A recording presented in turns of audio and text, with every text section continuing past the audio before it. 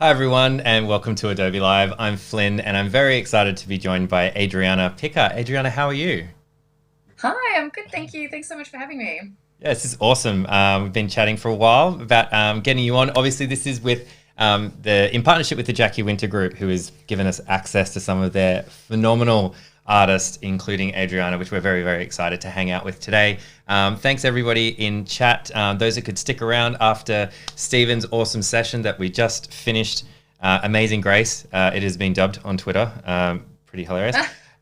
Stephen Grace, Amazing Grace, so good. R&B's in the chat. Johanna, thanks for looking after us today. Our amazing moderator, Dee, is there. Thank you so much, Dee. I know it's late where you are as well, so it's awesome. And Festus in the house, that's awesome. If you're watching this stream on YouTube or somewhere else, jump over to behance.net/live. You can log in with your Creative Cloud account and join the chat. Let us know where you're from, what you're up to. It's Friday for us, which is pretty cool. So it's always nice to be at the end of the week. We know we have some people around the world. Might be Thursday night where you are, but yeah, thanks for hanging out. Bill Hope in the chat as well. Bill Hope says hello. Also an incredible illustrator, Hey, Bill Bill. Hope. Yeah. So enough about me. Let's talk about you. You have one of the coolest titles ever, Botanical Illustrator. I love that. It's definitely a self-dubbed title. Like I Yeah. haven't studied botanical illustration. It's just ended up being where my career is like career trajectory is gone down, and I pretty much only draw flowers at the moment, which is a really lovely way to earn a living. Not Yeah. complaining. Absolutely. And you have a book out as well, which we'll link to as I well. do. Yeah. Oh, do you have a copy? Yes. Awesome. Of Awesome. Petal. Petal, yeah, it came out in April in Australia and May in the States. Awesome. Awesome. And that's where So really proud of that one. that's awesome. And we'll share a link down in chat as well. Check it out. It's incredible. And so yeah, talking about around that time, we were chatting leading up to this. You were in New York just Yes, before things went, let's say, crazy. And now you're back in Australia at the moment. Can you tell us a little bit about that? at the moment. Yeah, so I've lived in New York for 3 years now, and I came back in March to Australia when things started, looking a bit scary in New York. Mm. I had to renew my visa anyway, and I haven't had a visit for a while, and wanted to see my mum. And consulates are closed, and I haven't been able to get my visa renewed yet. So I've been in Australia for a while, and Mhm. it hasn't been a bad place to be to write this out. Obviously, it's been really difficult conditions in New York, and I've been very privileged to be able to come home this time. Yeah, absolutely. A lot of people don't have that option, Yeah, exactly. Yeah, exactly. Yeah, well, it's wonderful that you are here and you're here with us, and Yeah. it was quite fun. We were talking as well before the stream of where your inspiration comes from. And you said, "Yeah, cool. I'm going to go like after we had our chat yesterday. Like I'm just going to go into the backyard with the chickens and grab some leaves and some inspiration." I just thought that was super cool. Yeah, Like so I much of what we're know. doing, particularly at the moment, is digital and in front of screens, and I just really like that imagery of you going out to the garden to prepare for the to prepare for the live stream today. So that's super cool. So yeah, one of the great joys of being a botanical illustrator is spending so much time with nature. Mm, If it's real plants, or even just digital imagery of plants, it's a really lovely sphere and a really calming sphere to be in. mm. Yeah, absolutely. So I'm at my my family farm up in the Hunter. So it's after living in New York, where you have to sort of fight to find nature a little bit. Mm, It is there. It is there is. It's a really green city. It's a lovely city, but particularly in winter, I find myself really struggling to find botanical inspiration. So mm. to be have the luxury of being here on the farm and just being like, okay, I'll just duck outside and pick some nasturtiums or whatever I want to draw is super lovely. Absolutely. Yeah. What a change from New York, Manhattan, to Hunter Valley. Very big, quick change. Pastoral South Wales. Yeah. Okay. Well, should we check out some of your work over on your portfolio before we get stuck into it? Cool. So I'm just going to open my folio on the Jacky Winter group website. Awesome. So let's just go through some of these images.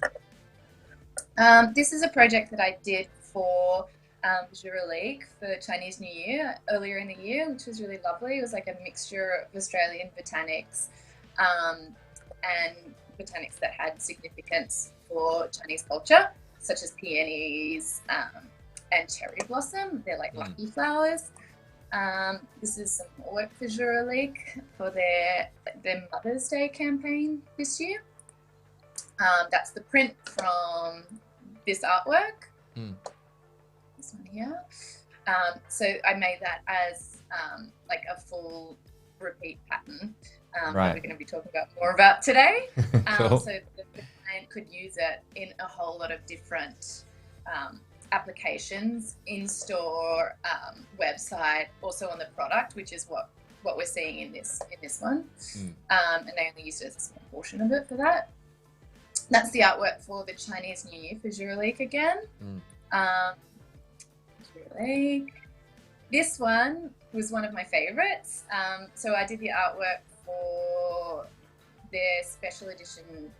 It was like a rose water balancing mist. And it's funny, we were talking about this before. I did this artwork last year when I was at Mum's again, and all the references that I used were taken from Mum's garden. And they did this really lovely animation of it, which I'll show you now. Oh, cool. And I've never had my work animated like this before. I thought it was so lovely. Oh, wow. Isn't So that they sweet? took your file. Like, did you need to hand over like a Photoshop file of some kind, like layers or something, or they just do it? I always give a client layered artwork. Right. But I just thought this was kind of magical. But because I only gave them layered artwork in the sense that it was motifs. It wasn't like layered in terms of like line work and color. So I'm like, I have no idea how they did this magic. It's incredible. So, because you can see like the line work sort of fading in and fading out. I think I need to learn more about animation because it's pretty cool, right? Yeah, it is. So that's the artwork from that I supplied them. It's in a repeat, and I've got that as a working file that I'm going to play around for you a little bit later to show how I do a repeat. Cool. Jura League. This one is a really fun collaboration that I did this year with T2. So it's a range of teacups and a teapot. And I've worked with them once before, so it's a really lovely like continued collaboration. This is personal work that I did for an exhibition with the design files. It's a geranium. This is my book. Yeah, the book. PETAL. And I thought I'd just bring up some nice photos of that one now. Awesome.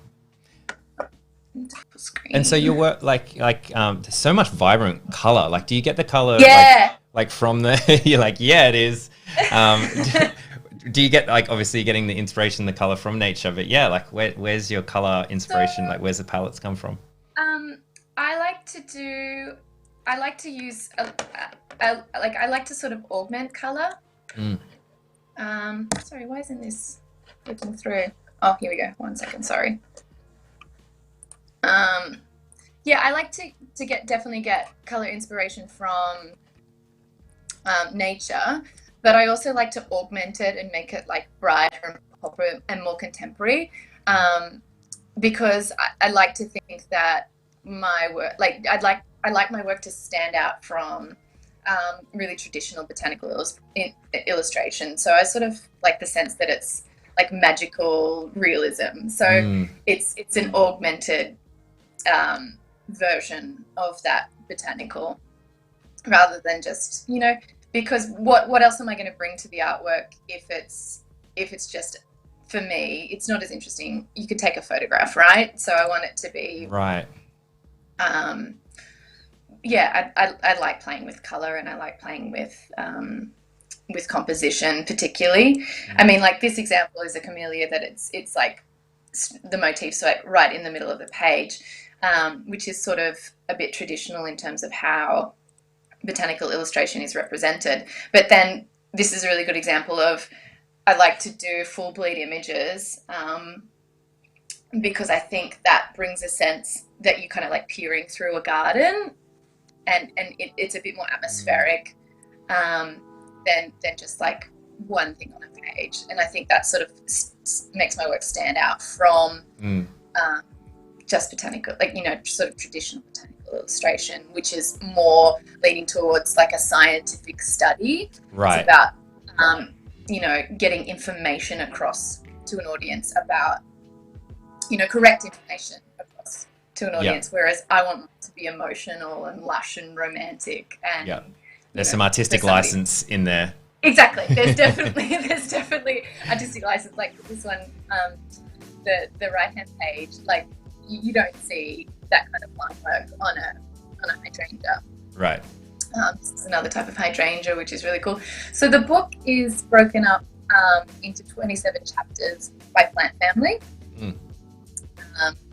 And then there's like 4 to 10 examples of that plant family in the chapter, and a bit, you know, an opening page of information about the plants. So, I mean, I'm going through a lot of it here, but How long did it take you to put this together? So, from inception of the idea, I pitched it to my publisher in 2017, the end of 2017. Then I slowly started working on it through 2018, and it was only in 2019 I spent about 5 months really solidly drawing it. Right. Wow. And that was like, you know, I was pulling like 18-hour days and stuff like that. And that's on top of obviously like commercial work and everything else that goes on with life. I didn't take too much commercial work during that time. Oh, cool. Good.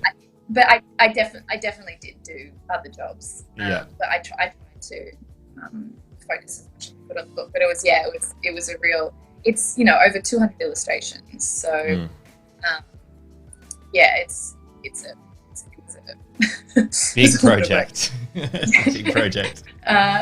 This is another favorite artwork of mine that I did for my Design Files exhibition in 2017. Cool.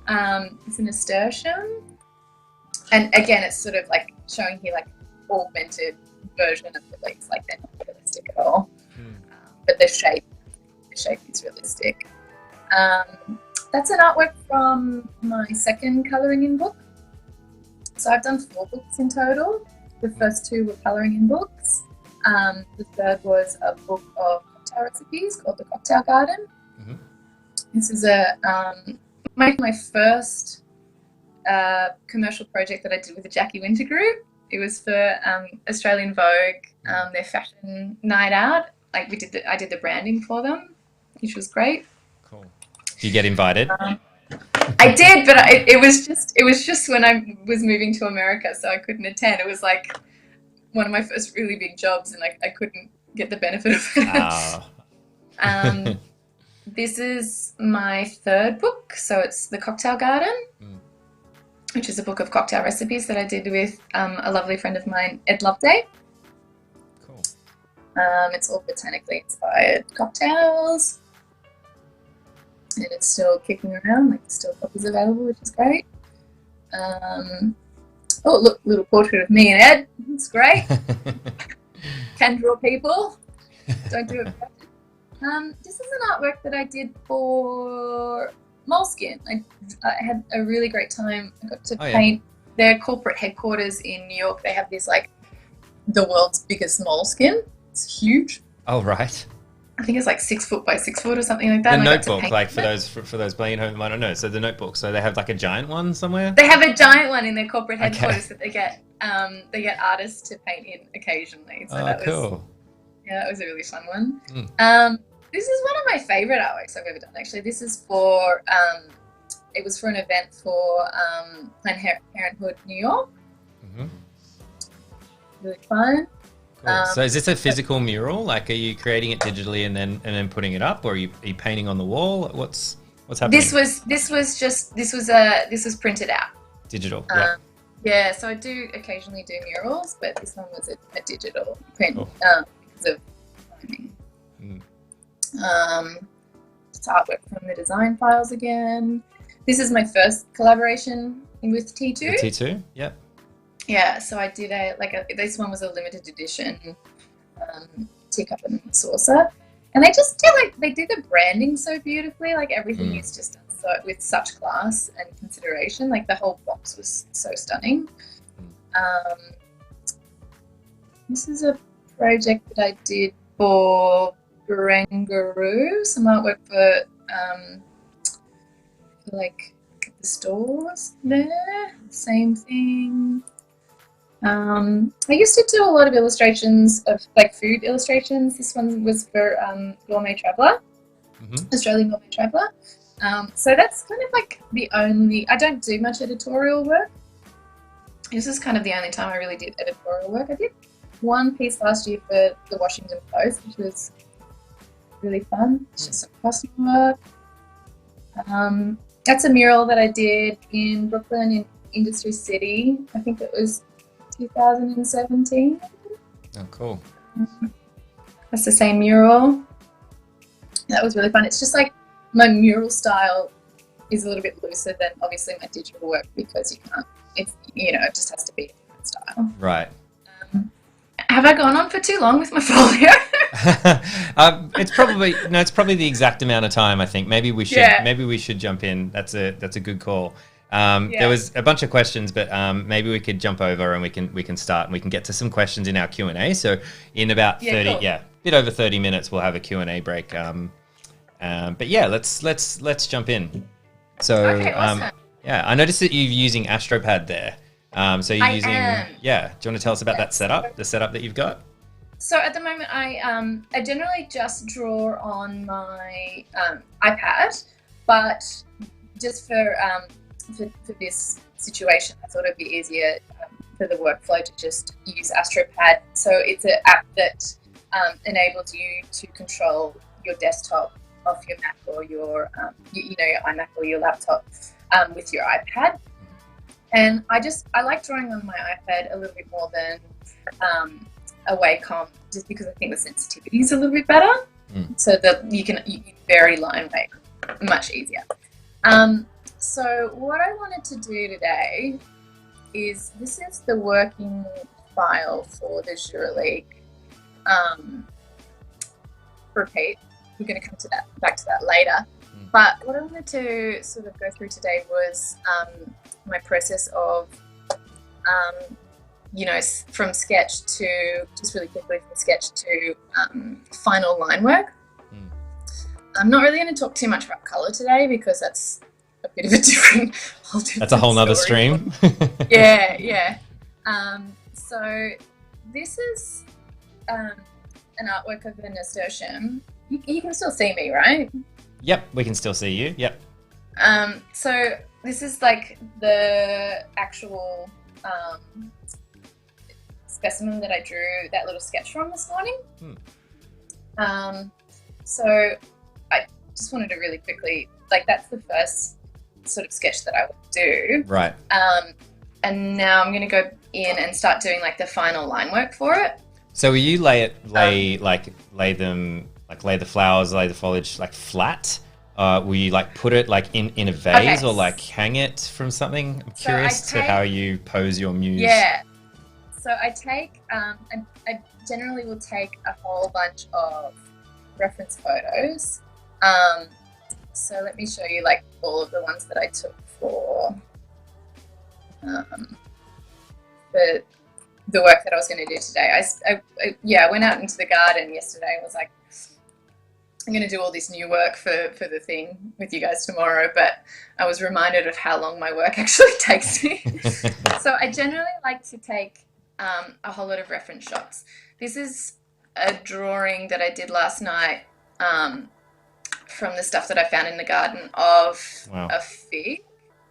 And that's sort of the closest image. Ah, okay, cool. Yeah, Yeah. so this image and this image are all the same. They're all the same plant. Mm. And so like when you're taking like botanical inspiration, this is actual like the actual plant. It's like it's so cool to have the actual object. You can turn it around, and it's giving you so many different like viewpoints, and it's just so much more versatile. And the other thing that I love about drawing from actual botanical reference is that with a photograph, you are missing so much information.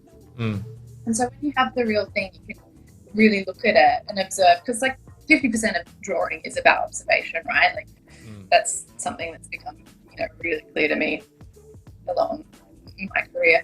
But you can see so much more detail and get so much more information from a real object. And then I think it just lends something so much nicer to your artwork, because you're seeing the thing, and instead of like trying to make up what you think an object should look like in your head, like we start drawing stick figures, like people as stick figures, and that attitude is continued along our education as artists. You can actually observe the object and get so much more information for it.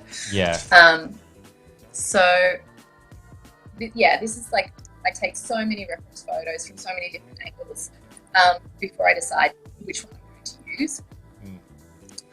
And that's a really great part of the process. I'm much quicker at it than I used to be in sort of like selecting imagery that I'm going to use that I know is going to work for the particular application that I need it to. So like, I went out to the garden yesterday and took all these photos, but then I wanted to show you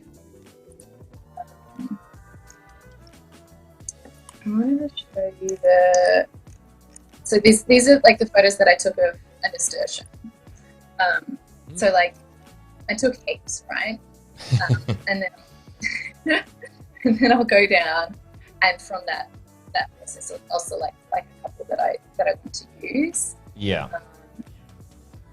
Which is great. So while I'm drawing, I'll just keep the reference photo that I'm using up for everyone to see. I love it. So you're just kind of looking to try to take the most interesting kind of angles and kind of move it in a way that you think is the most like eye-catching or eye-catching, but also unusual. Like I don't like drawing a rose from just like sort of a front-on perspective of a rose. It wants to have some interesting, like I like drawing a rose from maybe like the bottom or something like that. It's, right. Like it doesn't want to be like a cliched version of the rose, because what's the point of sort of me doing that?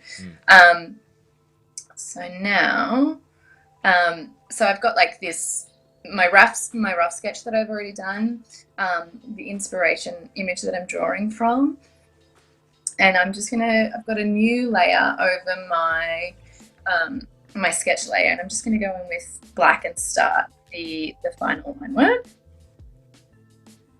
Cool. As I was saying, one thing that I really love about drawing on the iPad is just the sensitivity. So I can vary the line weight super easily, which is really important to me, because I think particularly in botanical illustration, you can convey a lot from the weight of the line work. Like flowers are a very ethereal thing. You don't want them to look too heavy. So you can convey shape and volume just by varying the line weight subtly. Yeah. And so your pressure sensitivity is fairly high? Yes. And I think for me, drawing on the iPad is the closest that I've come to drawing pen on paper. Like I actually really don't even sketch pen on paper anymore. I've just except for the giant moleskin. Oh, the giant moleskin. Which was really fun. And so that sketch, that original sketch, are you using the same brush? Like, do you use a different brush for your quick sketch, or do you alternate? Yeah, I like to use a different brush. Just, sometimes. Yeah, I do like to use a different, like more of a pencil brush when I'm sketching than when I'm doing finer line work. But with my finer line work, I love using a brush that does still have some texture, because I think that gives the artwork like the quality of a hand-drawn image. Yeah. A little bit of like the quality of a hand. And I know. I'll go on. No, you were saying yesterday that like using Kyle's brushes is one of the live stream bingo options. So I'm using a Kyle's brush right now. There we go. They're great. Yeah, they are good, aren't they? Yeah, exactly. Yeah, favorite of a lot of artists that we have on, for sure. They're just great. They're just such great brushes. There was a question from chat. Do you have any favorite go-to reference books for flowers that you can't grow yourself? Do you know what? I don't.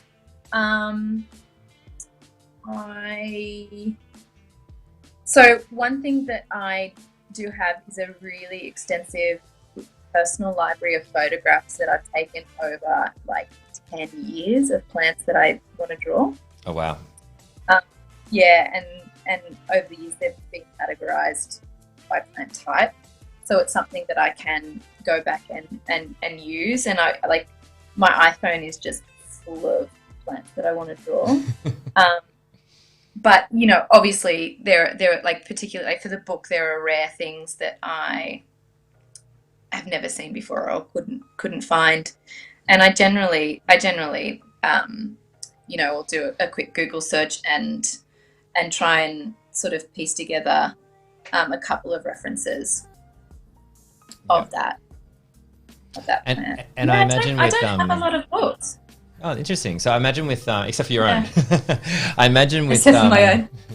I imagine with like certain brands, like they'll want to use like for example, there might be a Japanese brand, like they want to be using like Japanese lilies, or there might be particular things that brand will want to be associated. Like I think of Australia and how unique our you know, our flowers and everything are. You're working with an Australian brand, they're obviously going to want to have that. So if you know, is there ever, I mean, maybe at this point you know them all, but what do you do if someone says, well, Festus is in chat and he's Canadian, so what if they like, oh, we have this unique Canadian flower with our brands, like would you, is it Googling and researching, or is there anything else that you need to do? Another thing I do that I'm pretty like I have no shame about is, so there's such a brilliant plant community on Instagram, right, full of like just people who are so passionate plants, and I have no shame about like going to somebody on Instagram and asking if I can use their references, or asking them for further references, like can you send me more photos of this plant? Yeah. I just accidentally undid that line. So like and Instagram's been really lovely for me in that sense of like I've been able to make friendships with people, like, you know, there's this botanist in Edinburgh that I'm friends with now, and things like that. So I'm finished that, like the first line work for the outside. I'm just going to go in and I always like to do, even though I'm actually going to be doing an artwork that is black and white, I always like to put in a layer of white underneath. It's just it saves so much time.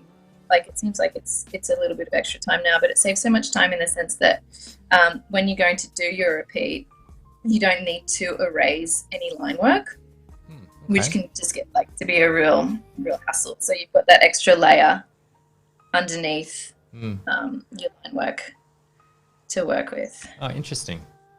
Yeah. I've found that, like, over the years that it's always going to save me time when I think it's annoying. The trillium flower apparently is the official flower of the province of Ontario. There you go. Oh, is it? I love a trillium. They're great. So is your feed like my feed's filled with designers and producers Is and it? like and everything. So yours must be filled with foliage, right? Like you open Instagram and it's just It's like, hey, Adriana, you love yeah, flowers. Like check me yeah. out. It's Yeah. lots of plants and also baby goats. I love a baby goat. Baby goats. Awesome. Yeah. Do baby goats ever make their way into your commercial work? I've never drawn a goat. Do you know what? I drew yeah, I rarely draw animals. I drew a bandicoot for Melbourne Zoo last year, which was fun. Bandicoot? Bandicoot, cool. That's fun. Yeah. I have a trillium in my book. Oh, really? Yeah. The Canadian friend. Do you ever like have you ever used something like Fresco? Like do you use your Yes. iPad just to like straight up create in there, like when you're traveling or Yes. something, or yeah? Yeah, I definitely use Fresco, and I particularly love to use Fresco for when I have to do vector-based artwork Right. because I actually really don't like Illustrator is not great for my workflow. It's just sort of it just doesn't, because my artwork's so organic. It's hard to work in for me. So you know, having Fresco has been such a great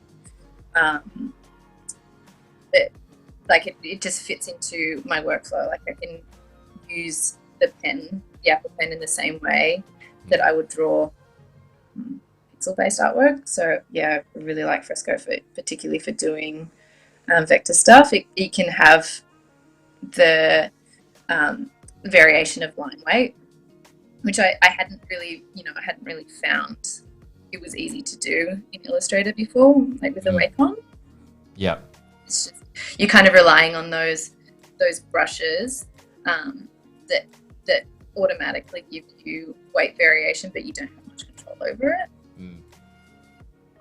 Yeah, so Fresco's been great for me in that sense. I mean, I rarely do vector artwork. It's only if it's like, for example, one of the things that I needed to do vector for was on Juralique. They had some gold foiling, so they wanted the line work to be vector. But yeah, it's rarely these days do I do vector stuff. And gold foiling, for those that might not know printing, that's like when you're adding like a texture, like gold foil, like something to make something pop. Exactly. So it's a separate, printing technique over the top of the existing artwork that would be like printed CMYK, and then they'd put an actual like physical sheet of metallic over the product. And you'd see that a lot in like, I don't know, I suppose more like high end sort of stuff, like to give it like a exactly. Yeah. Trying to think of the word, but yeah, high end, I guess. We'll stick with that.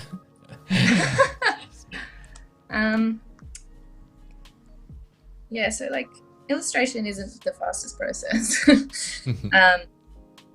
Now I'm going to go back in and do some line work. I'm just going to reduce the opacity of that brush just a tiny bit, so the line work has less visual weight. Like the detail line work has a little bit less visual weight than when I'm doing the outlines. And I tend to do line work that follows the direction of the shape of the plant. Right. So it gives it's a really sort of quick way, even though it's not a huge amount of detail, of giving it volume and depth. And like the line work will always sort of tend to condense around the center of a plant or object, again, to give it depth. And I noticed that you're not so much using the reference as much now. Like you're going, your artistic license is kicked in. Yeah, exactly. Like I'm not looking at it all. It's now I'm sort of now defaulting to my style over the reference. and how I tend to draw. Yeah, cool. And so you drop down the opacity for this layer like to 50% or Just a 70% tiny or bit. something? Just a little bit. I think it's at 89, so just a little bit, but And do you ever change your like, I guess you don't need to because you use pressure sensitivity a lot, so you don't change your line weight like very much because you can change it with the opacity, or do you change it? I think I just tend to like, change it with, I definitely do, but I think I tend to change it with, pressure sensitivity more than anything. But, yeah.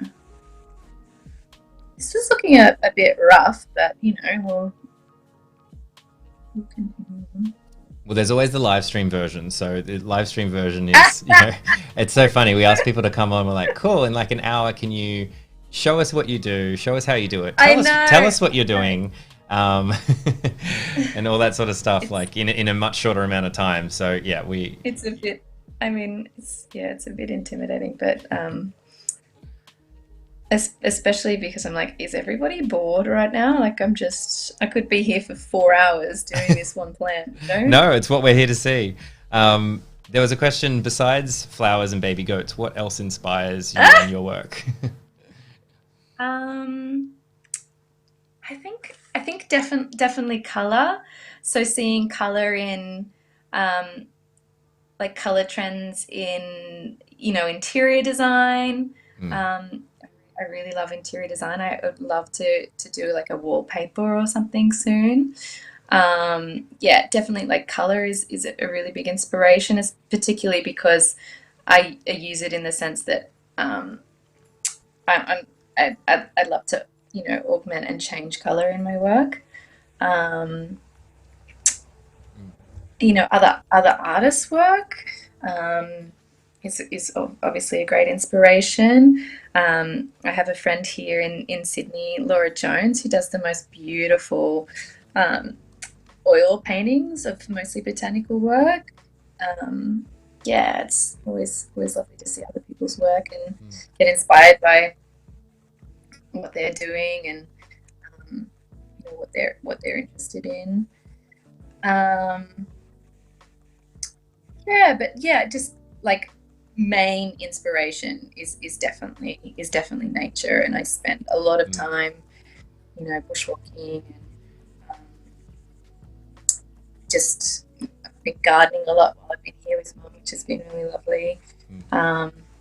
So definitely like main inspiration is nature, and I've always been passionate about nature and been my family are really incredible gardeners, and so it's something that I've sort of been interested in my entire life. So there's a clear line of where that's come from.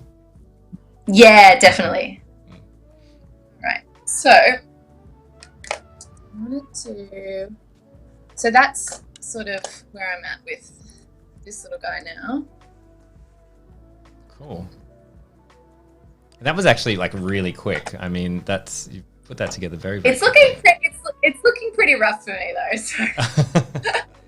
If you didn't say anything, I wouldn't have said that. I wouldn't have thought that at all. So I'm going to use him in a repeat later, but I just wanted to show you like the other elements that I'm going to use in the repeat. So this is something that I drew last night.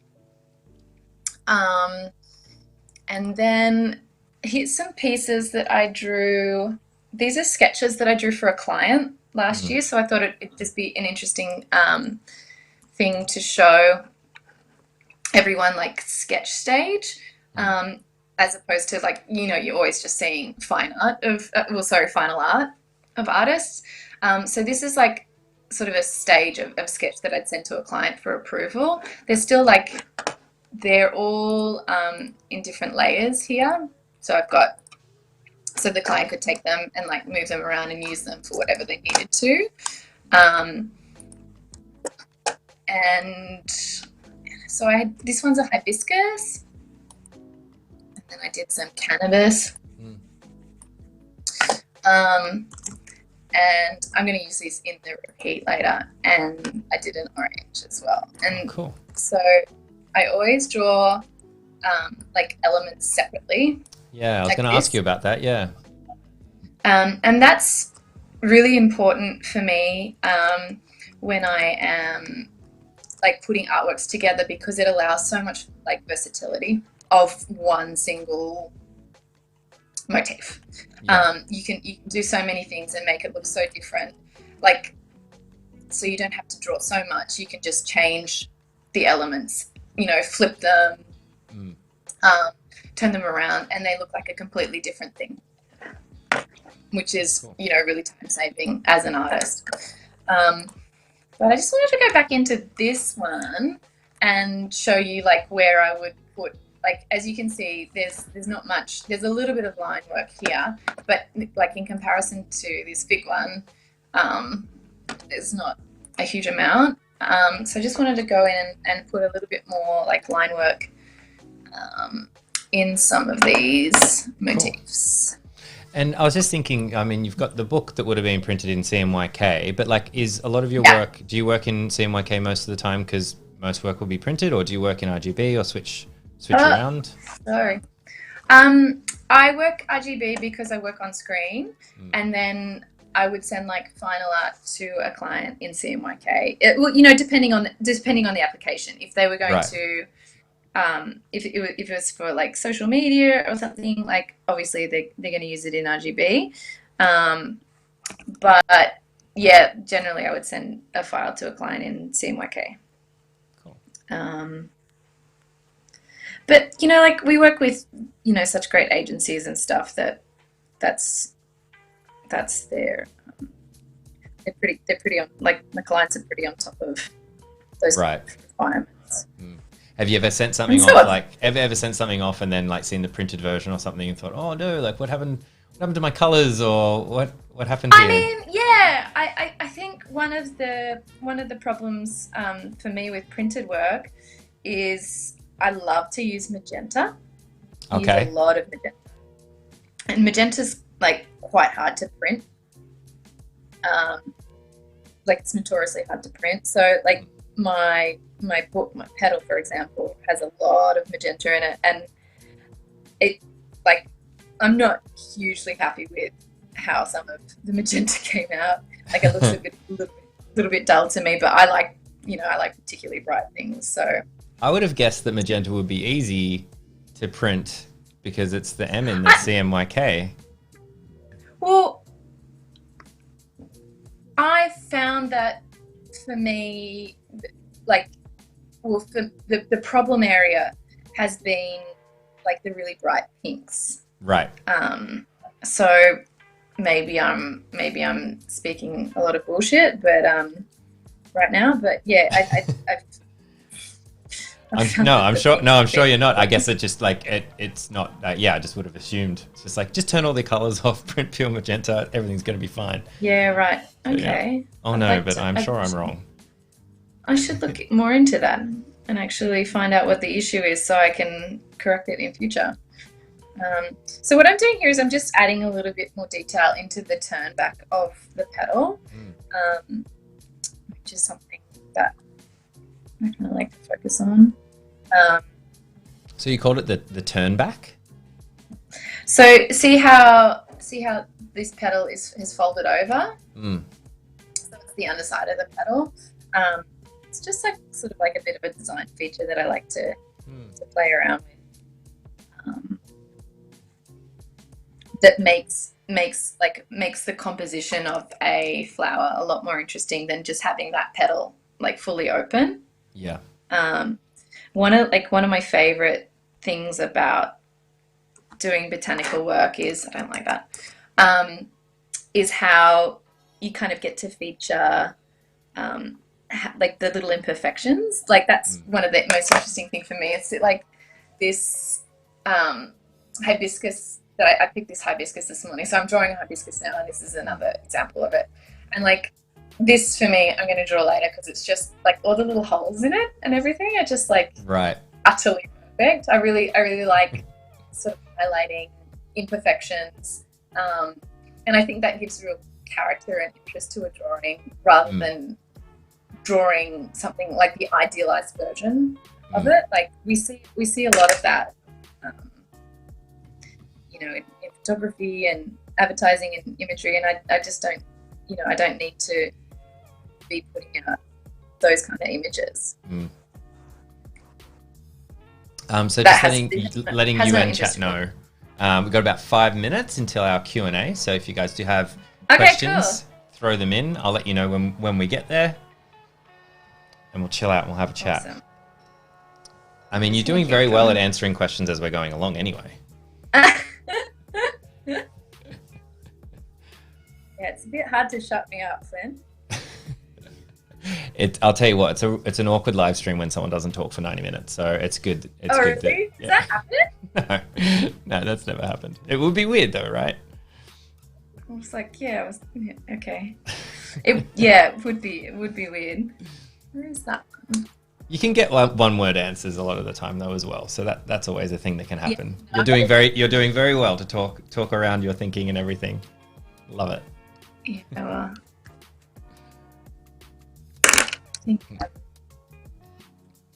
I should mention as well, if you guys are watching on YouTube, the chat that we're using is over on Behance. So that's the chat we're using today, behance.net/live. So if you do have your questions, jump on in, let us know. Is it live streaming on YouTube as well? Yeah, we go out on YouTube and also Behance. That's fancy. Fancy. Don't understand how that works. There was some there's some US streamers that go out on like every platform. They go out on like LinkedIn, Twitter, YouTube, and Behance all at one time. Wow. Yeah. That sounds stressful. Yeah. We have Australian internet as well, so there's some other limitations. I think they're like in California with like Google Fiber, like 400 megabit uploads and stuff. So yeah, they can take care of that. So I think another question I have is just around like time. Like how long do you allow yourself to, I guess, like work on a project from start to finish? And I understand the answer is how long's a piece of string, but like a bit of a ballpark. I try to give myself as much time as possible.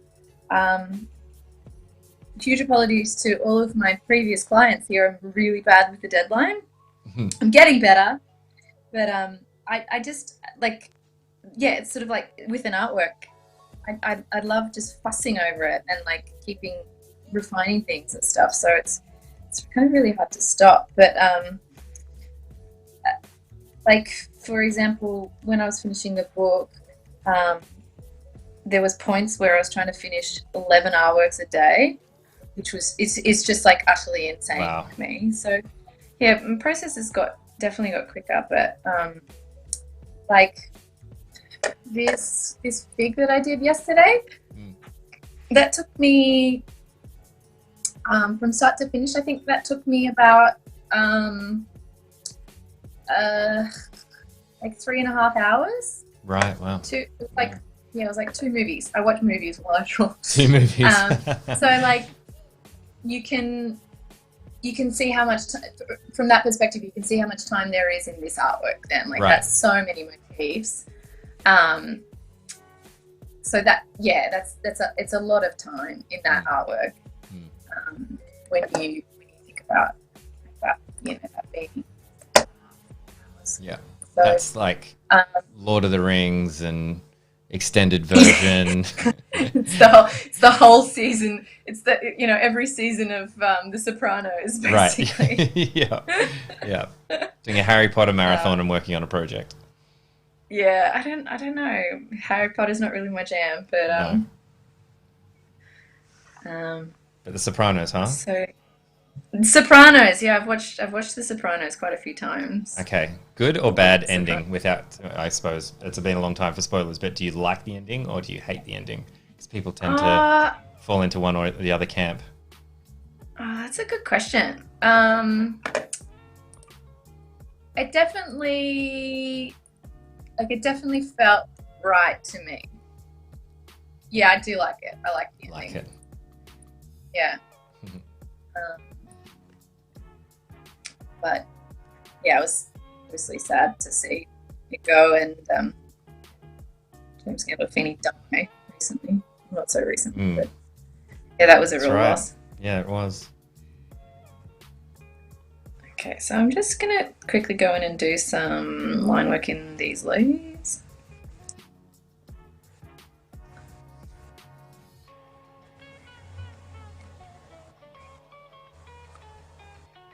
It's kind of like elevator music, Flynn. I was just about to say, I'm surprised that Johanna hasn't told me to move the song on yet. Oh, really? So Johanna's our mod and / hovering DJ. So she'll just tell me, she's like, "No, don't like this song. Too much trumpet." Too much trumpet. Yeah, so I'll change it up. Sorry. See how we go. No, you're right. It's good. I'm sure Johanna will agree with you. Every now and then there's just like a trumpet in there and I just get distracted and I'm not really paying attention. And I was like, why is there a trumpet in this song? Let's change it up.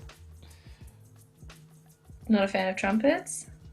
I guess not. I think maybe it might be a bit distracting, like a trumpet blaring over the top when we're trying to talk about illustration. It's just a trumpet going. Oh, yeah, I feel you. Mm-hmm. And we are getting close to our Q&A, by the way. No rush. Cool. No rush, but we are close. I mean, I'm not going to finish this anyway, so whenever you're ready. Okay. I think I need a few more episodes of The Sopranos.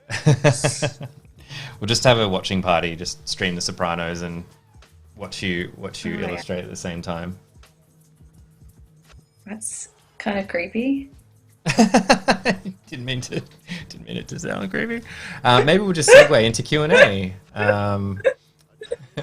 Okay, why don't we bring up the camera? Sure. I got to bring it up here. No, I'm sorry. All right. Got some questions from chat from someone other than me, so I don't say something stupid. So here's a question. What was the last movie? For hours. Came out wrong. What was the last movie you watched while drawing? The last movie I watched while drawing, I watched Chinatown last night. If anybody has ever not seen that movie, you need to watch it immediately. It's the best. Classic Jack Nicholson from the 70s. Don't think I've seen it. Oh, it's great. Let's check it out. How did you? This is a question from Johanna. How did you first get into working with big brands? I think with any artist, it's definitely a gradual process. So it's not like, I did a design degree. I did do an illustration degree. So I didn't immediately go out of uni and go like, oh, I've just got this big client. Right. It's about growing your portfolio, finding your own unique voice as an artist, and putting your work out constantly, promoting yourself. It's still very important for me as a more established artist to continue promoting myself. Instagram obviously is I think the greatest vehicle we have for that nowadays. So just keep on doing your artwork. As somebody starting out, you probably start out with smaller brands, approach smaller brands that you can grow with yourself. Right. So for me, working with brands is it's a bit of a two-part process I have for my agency where sort of brands come to me. So if I get any press for the book is really helpful in having people come to me for work, getting my portfolio out there.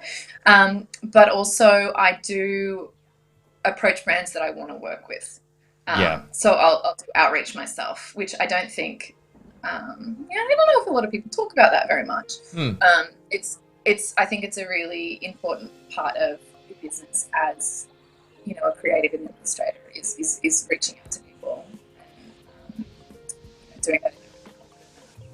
Yeah, and I guess when you're reaching out to a brand that you really want to work with, it's someone that probably matches your aesthetic style, a brand that you're passionate about, a brand you want to work with. So yeah, totally, because other commercial work can be with clients that have found you organically and So the outreach that you can do is about more strategically trying to align yourself with brands that you feel work for your aesthetic, work for your ethos. Yeah, totally. Oh, that's cool. So Bill was asking, hey, Adriana, are you leaning more towards short-term projects like advertising or long-term publishing? Bill, I do a great mixture of both. So I really like the challenge of both types of projects. So the long-term publishing is a great, so for example, PETAL, it's a really great way of delving really deeply into a subject, and really spending a lot of time with it, and it tends to sort of refine your work and your style and your direction. But I also love the challenge and the reciprocity between client and brief, between artwork and brief, of working with advertising projects or commercial brand projects. And I think they tend to push your work in a different direction that you wouldn't have considered earlier if you didn't have the external input into your work. Yeah, cool. What would be a dream brand for you to work with? So if you were reaching out to someone who, as you mentioned before, who would it be? Who's the dream client? I've always wanted to do a scarf for Hermes. An Hermes scarf, okay. Yeah. Why Hermes? They just have the most beautiful work, and it's a heritage brand. They've been doing such beautiful work for decades, and I think there is a real they have a fan base. Like, I love the idea that this object is something that becomes an heirloom for the family. Like, it's an expensive piece. Like, an Hermes scarf is upwards of like $500, which is ridiculous. But I love the idea that because it's so beautiful and has, so much inherent value, it gets passed on. A mother would pass it on to her, or people collect them, pass them on to a daughter and stuff like that. Like, I really believe in buying well and buying once. Yes. Yeah. So absolutely. Yeah, I like that. It's like also you might get one and then you get a free MS scarf, so that would be nice. Yeah.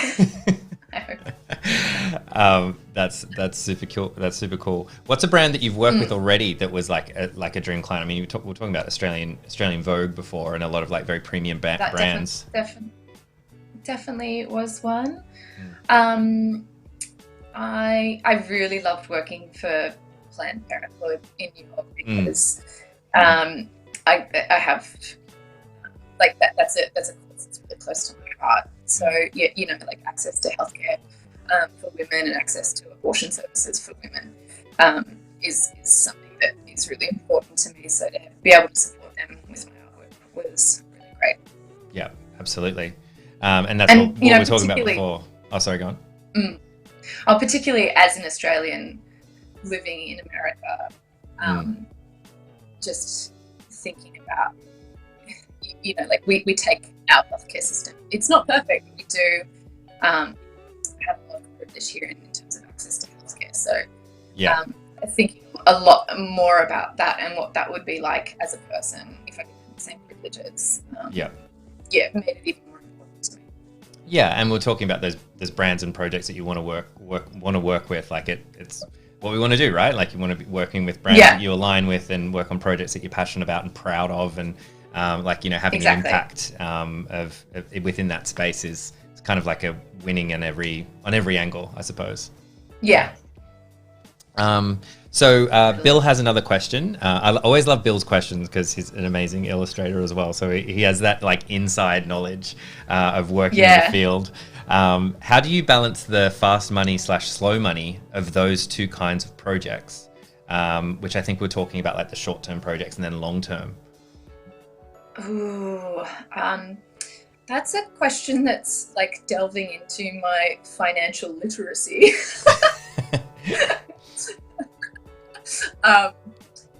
So I think I think so.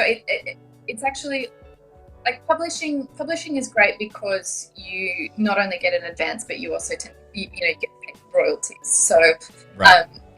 I've over my career I've published books since it's like 2015. I think the first one came out. So you not only get an advance, but you get a slow trickle of royalties as well. Like every 6 months, I get paid royalties. Right.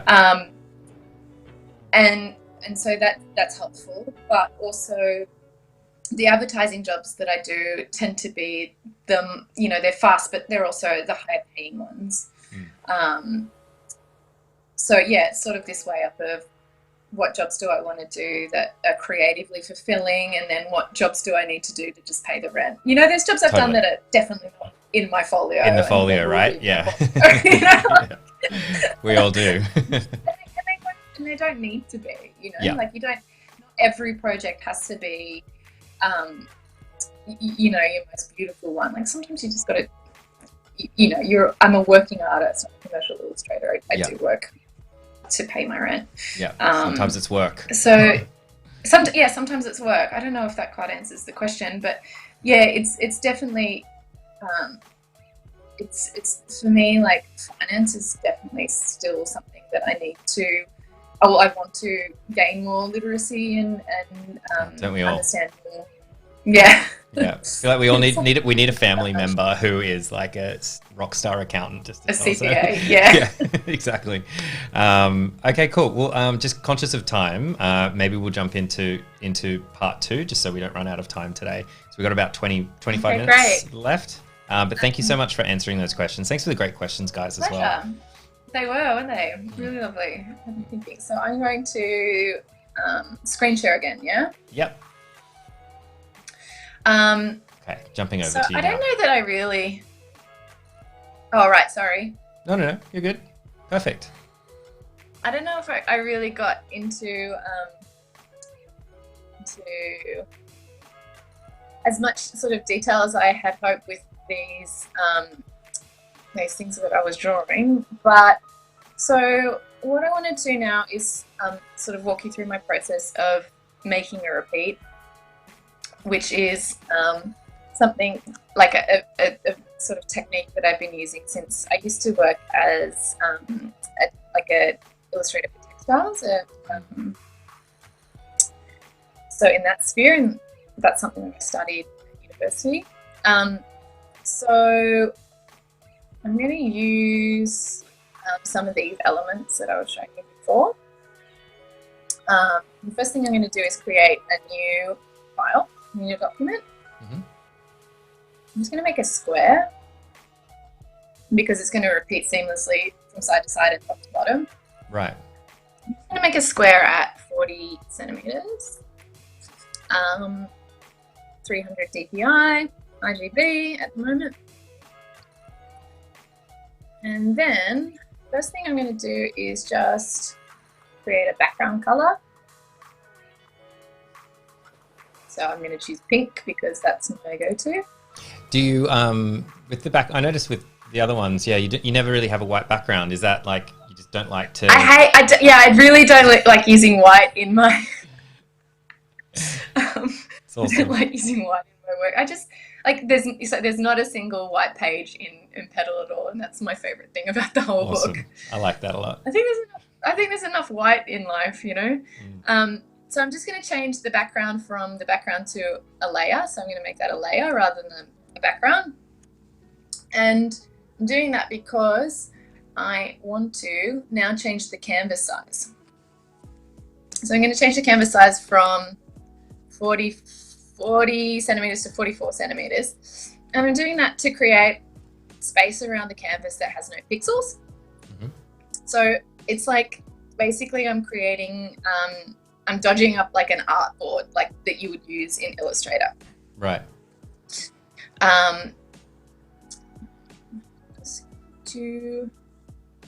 Okay. So now I'm going to drag my elements in that I have drawn before, and I'm just going to merge them down so they're in a single layer.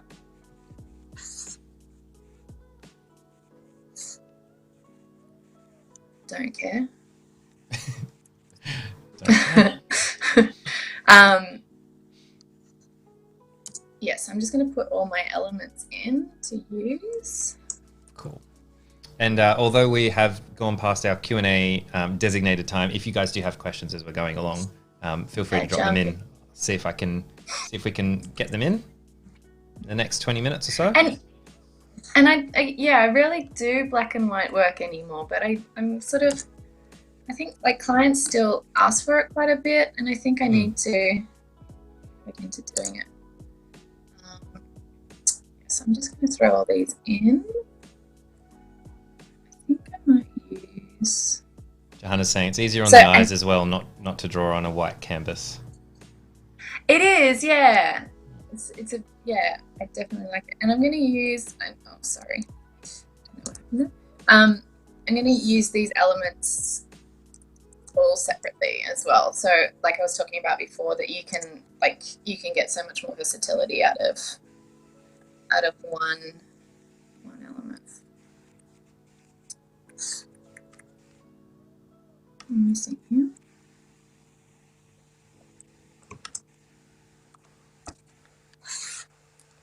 I know what I'm doing, don't I?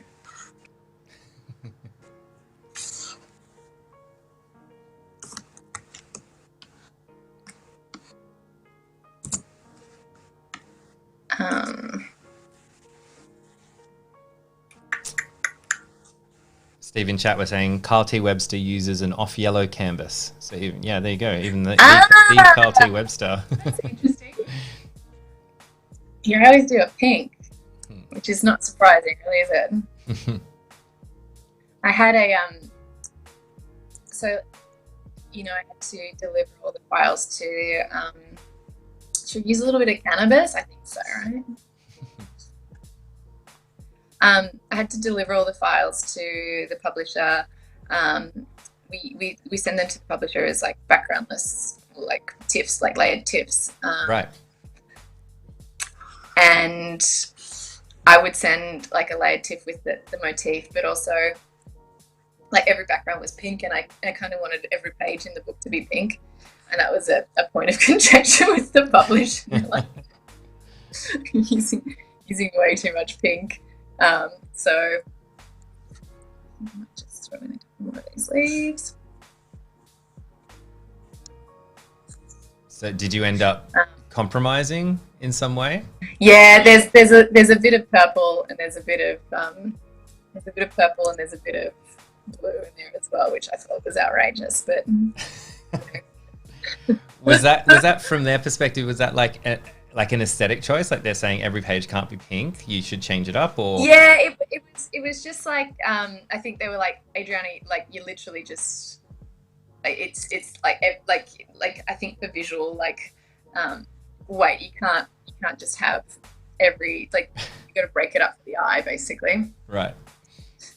Okay, so what I'm going to do now is I'm going to start building the repeat on the left-hand side of the page, of the canvas, of the whatever. And I know a lot of people like to start by building a repeat in the center. But I like my repeats to be like particularly organic and as complicated as possible. So, like there's so many different techniques to make a repeat. You can do like a standard like brick or whatever, but I like it to be super complicated. So I'm just going to start building things on the side.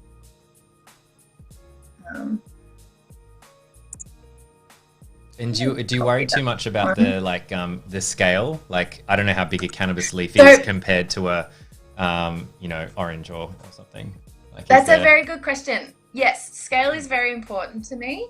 And I do like to try and keep it as like true to life as possible.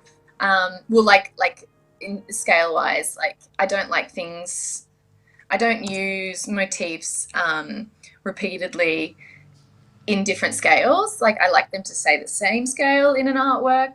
And I also like, I like to have scale be sort of representative of of real life. So I'm just putting all these elements in a bit of a loose arrangement. In terms of a repeat for me, this isn't a lot of elements. So it's going to be interesting. It is a lot of elements, or it's not a lot of It elements? isn't, no. It isn't, right. No. So you usually use a lot more? Yeah, if you have a look wow. if you have a look at this one, there's a, like, I think I used about 12 in that. Right. Like individual motifs. Okay, so look at this. So I'm just lining up some motifs on this side.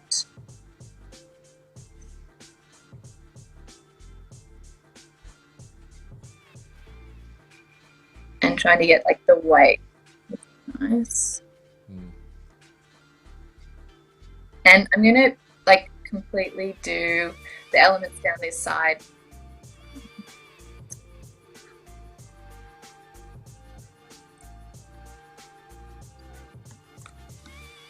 Like fill the space on the side is what I'm saying. Right. And we'll see why it inputs. See, because it's not final art, like the elements that I'm using are not final art, the weight is a bit off, the weight of the artwork. What do you mean it's not final art? So the fig has got like line work in it. Mm-hmm. And these ones are still like. Oh, still right. I see. I see. Yeah. Yeah. So it's where like that, it's putting me off. Multiple hours and multiple movie marathons would come in. It's putting me off a little bit. I should have maybe used either just sketches or. So now I'm just like playing around with scale a little bit, seeing that like the elements are fitting, like relating nicely to each other. And I like these marijuana leaves because they're quite sort of like curly. And that's the other thing about like the nasturtium is it's got these like really curly shapes. Just leave those in the center for a second. And then I'm going to take my the autos, like the arrow. What tool is that called? Which one? On auto select. That one. The selection tool. Selection yeah. tool. Yeah. Jesus. So make sure it's on auto select layer. I'm just going to go down the side and select all of those layers, and then I'm going to copy them. Oh, sorry, no, I need to select the background as well, don't I? That's the trick. So I'm selecting all of those down the side and the background, and then I'm going to copy them over to the other side. And to make sure that we've got the repeat correct, I'm going to go in and line them up, like really zoom in so you can line it up at the top. Ah, okay, cool, I see. Yeah. So now I've got the exact same objects over there. I'm going to go select that background layer and delete him. So now they're perfectly lined up. Wow. I'm going to go and do it in the bottom. So is that why you extended the canvas out the way that you did? Exactly, yeah. So I'm able to line it up perfectly. Oh, that's cool. It is, right? Mm-hmm. It's tricky. It's not tricky, it's just like, it's kind of a... Clever. Yeah. I can't remember who taught it to me. Yeah, that was my next question. Yeah, did you figure that out? Did you see it online? No, somebody taught it to me. Someone taught you? Yeah. You might owe them a lot of credit and you can't even remember who it was. Oh, well. I'm sure I've taught people some things over the years, you know. For sure. Well, you're teaching us now. I've not seen that technique before. Super cool. Haven't you? No, I haven't. No, not that way to line it up. No. Okay. some tricks up my sleeve. Yeah. So also one thing I did, oh no, hold on. There's a layer. I copied that layer and then erased it because I wanted to have the whole.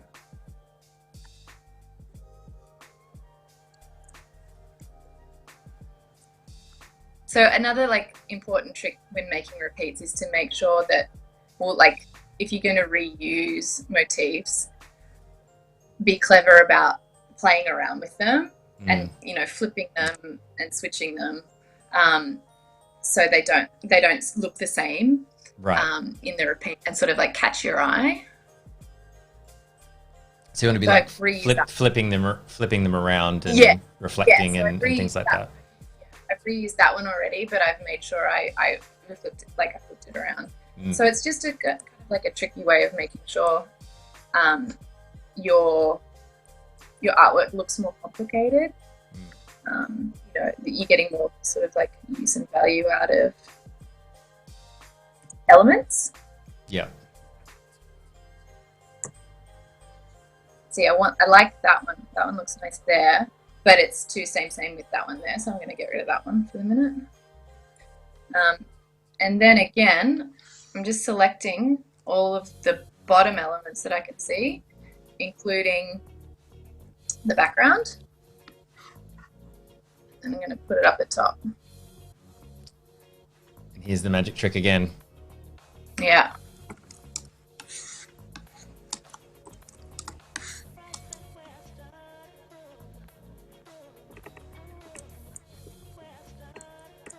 That is cool.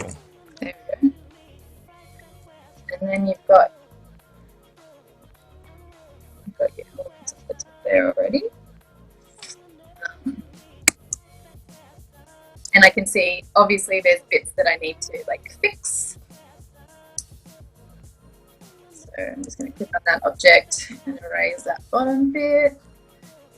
And like I need to pop something to complete that element. But I think, yeah. So now I'm going to start filling in like in the center. Cool.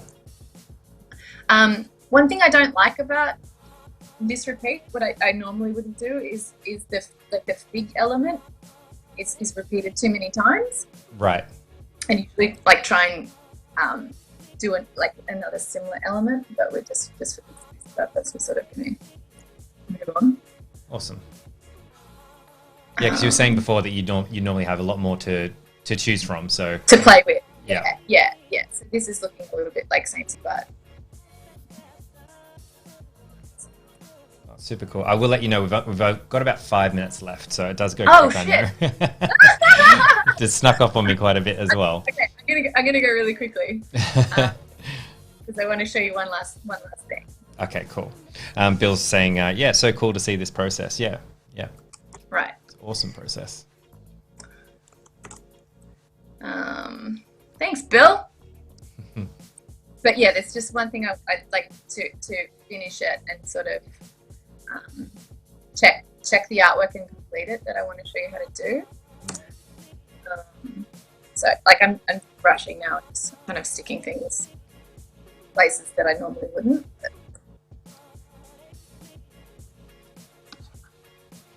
But Bill's asking, can you apply anything to the corners, or do they need to be left blank? So that is a really good question. I tend to stick away from doing stuff in the corners. You can certainly, but it takes like it's just a bit more tricky. You just have to really sort of stuff around with it, which sort of for these purposes I'm just not going to do. But, it's definitely a good idea to kind of avoid putting motifs on the corner. Okay. So this is nowhere near complete, but I'm just going to move on because I want to show you what to do next. Cool.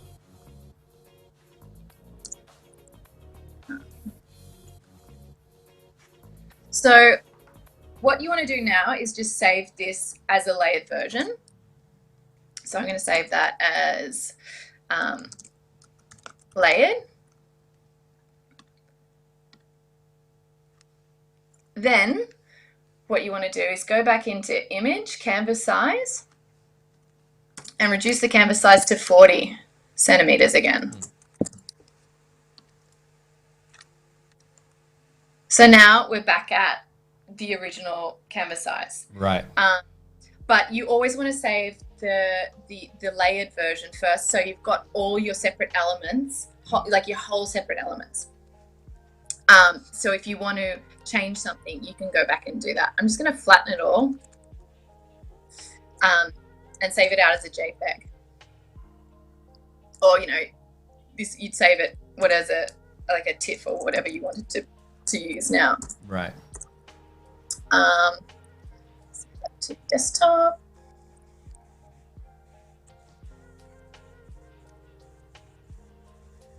And then what you can do, you don't have to do a new file, but you can bring that layer in or whatever. And we're just going to check the repeat. So we're going to check that all lines up, but also that it is looking good and you're liking where all the elements are.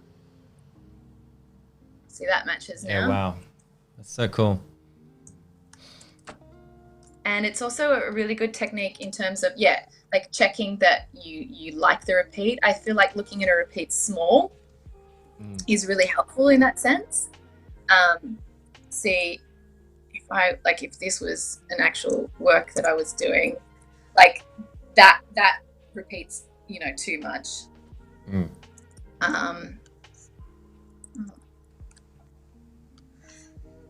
I can't get used to the transform shortcut without using shift. You can turn it off. You can change it back if you want to. Yeah, you can. I think I do. Yeah. A lot of people have. Yes. I'm just making it like putting it, like stepping it out again to check the repeat, that I like the repeat, that the elements are working, but it's repeating. It's like the elements side to side are repeating properly. It's just, to me, not a very interesting organic repeat. Right. Like the things are repeating too often. But so you would go back in and play around with it and then export it again and keep looking. Back to that layered file that I saved and move things around, and you know, like there's some space here that needs an element, but like basically like it's looking pretty nice. That's awesome. It's such an amazing technique, and it's so great to hang out with you. And but yeah, we will get cut off in a minute, so I want to make sure that we get to thank you and say our goodbyes and everything before we get hard cut off. Yeah, so thanks so much for hanging out with us. Pleasure. Thanks for having me. And congratulations on the book. And it's really awesome to see this technique. And Bill and other illustrators in the chat, obviously saying lots of lovely things about your work throughout the whole stream. So yeah, I absolutely agree. It was cool to hang out with you today. I felt like we didn't have enough time. I know, we went really, really quick, didn't it? It really snuck up on Johanna, my moderator, jumped in as well, and she said, "Oh yeah, I was just totally mesmerized by what you were doing. That kind of lost track of time." So yeah, right. Yeah. But it was great, and it's Friday, so have a wonderful weekend. And thank you. You too. Thanks everybody. Thanks everyone, and we'll be back with Adobe Live next week. Have a wonderful weekend. Bye. Thanks, Lynn. Bye.